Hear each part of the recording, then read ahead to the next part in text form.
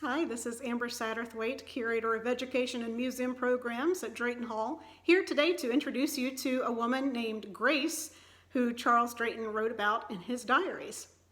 Now, in those diaries, Charles mentioned about 190 enslaved individuals by name, and he wrote more about men than he wrote about women, but there were some women who he wrote about with some consistency, including Grace. Grace was married to a man named Ned. Now, slave marriages were not legally recognized, but Charles did refer to couples as husband and wife in his diary entries.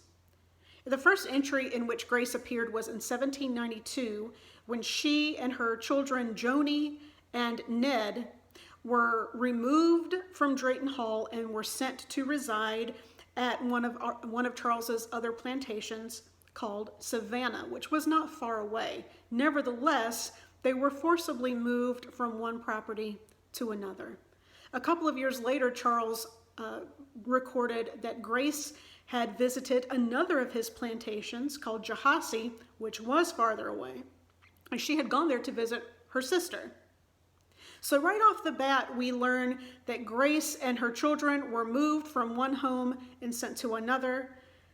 And we also learn that Grace has at least one family member who lives on a totally different property. I don't know how frequently she was able to see that family member or where her other family members lived. A few years later, Grace suffered a tremendous personal loss when Charles wrote that her daughter Phyllis died in the morning. The last entry in which Grace appeared was written in 1818. And at that time, Charles recorded that Grace and her son, Ned, had been sold. So assuming that Grace's husband, Ned, and their daughter, Joni, were still alive, this family had been permanently separated through an act completely out of their control. And I think that is what's very harrowing about Grace's story, is there were so many factors that impacted her life in major ways that were beyond her control. The forcible movement from one home to another, the separation from family, and the constant threat and fear of being sold and permanently taken from home and family and community that became a reality for Grace and her son.